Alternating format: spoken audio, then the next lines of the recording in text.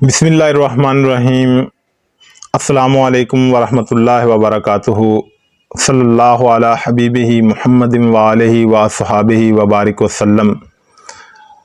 دو اہم معاملات ہیں جن پر ہم بات کریں گے۔ ایک بیان مفتیٰ اسماعیل صاحب نے دیا کہ قوم کو اپنے پرانے طریقے بدل کر اپنے وسائل میں رہ کر زندگی گزارنی ہوگی۔ یہ مفتیٰ اسماعیل صاحب کے مفت مشورے ہیں۔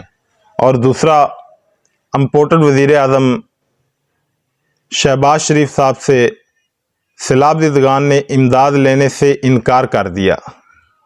کیونکہ انہیں پتہ ہے کہ یہ ہماری امداد نہیں کر رہے بلکہ یہ ہمارے ساتھ مذاق کر رہے ہیں۔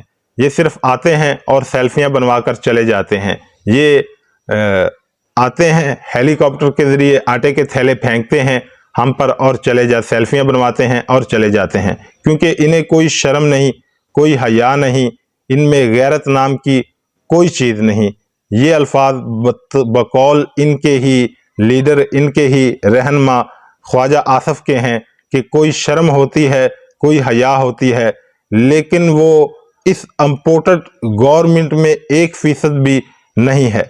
تو دوسری طرف مفتیٰ اسماعیل صاحب نے یہ بے شرمانہ بیان دیا ہے کہ قوم کو اپنے طریقے بدل کر اپنے وسائل میں رہ کر زندگی گزارنی ہوگی۔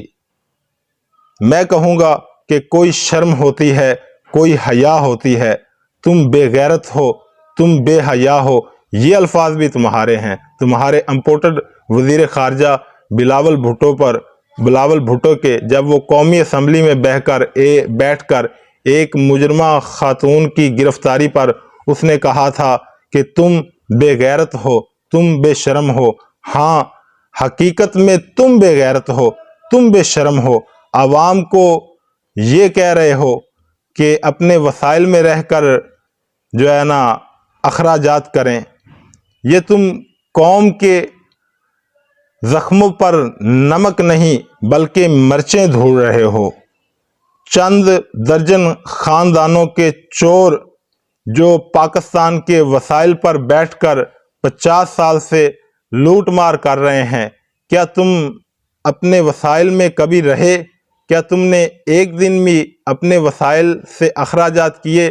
بلکہ تم نے ملک کے، قوم کے اور عوام کے وسائل کو لوٹا، اور تم نے دنیا بھر میں اپنی جائیدادیں بنائی، پاکستان میں اپنے محل کھڑے کیے اور انڈسٹریاں بنائی۔ تو تم کہتے ہو قوم کو کہ اپنے وسائل میں رہ کر کام کرے۔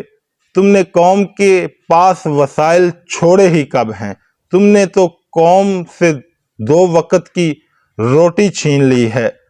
آپ کسی بھی غیر جانبدار ادارے سے سروے کروا لیں، جب سے یہ گورنمنٹ آئی ہے اب تک سکولوں سے غریبوں نے اپنے بچوں کو اٹھوا لیا ہے۔ لاکھوں بچے سکولوں سے اٹھ چکے ہیں۔ وجہ کیا ہے؟ کہ وہ اپنے بچوں کی فیسیں دیں، وہ اپنے بچوں کے اسٹیشنری کے اخراجات کریں، وہ بجلی اور گیس کے بل دیں، یا وہ 2 وقت کی روٹی کھائیں۔ کیا کریں؟ وہ کہاں سے وہ اپنے اخراجات پورے کریں؟ کیونکہ تم نے اس قابل چھوڑا ہی نہیں ہے، تم نے تو وسائل چھوڑے ہی نہیں ہے، بلکہ تم لوگوں نے تو سب وسائل لوٹ لیے ہیں۔ اس لیے کوئی شرم ہوتی ہے، کوئی حیا ہوتی ہے، اور تم بے غیرت ہو۔ تم قومی خزانے کو اس بے دردی سے لوٹ رہے ہو۔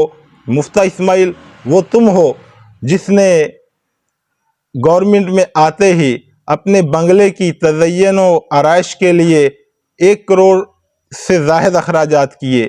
یہ تمہارا امپورٹڈ وزیر اعظم ہے جس نے وزیر اعظم ہاؤس میں بیٹھتے ہی سوئمنگ پول پر 1.5 کروڑ سے زائد کا خرچہ کیا، اور باقی جو اخراجات کیے وہ تو ایک الگ حساب ہے۔ تو حالانکہ دنیا کے سامنے تم جھولی پھیلاتے ہو، جا کر بھیک مانگتے ہو کہ ہم تو لٹ چکے ہیں، ہم برباد ہو چکے ہیں، ہمیں کچھ دیں۔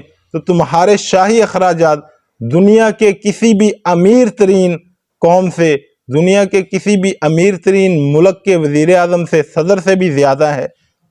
پھر تم نے 14 اگست والے دن تم نے تقریب میں کروڑوں روپے صرف کر دیے، اور وہاں کروایا کیا تم نے؟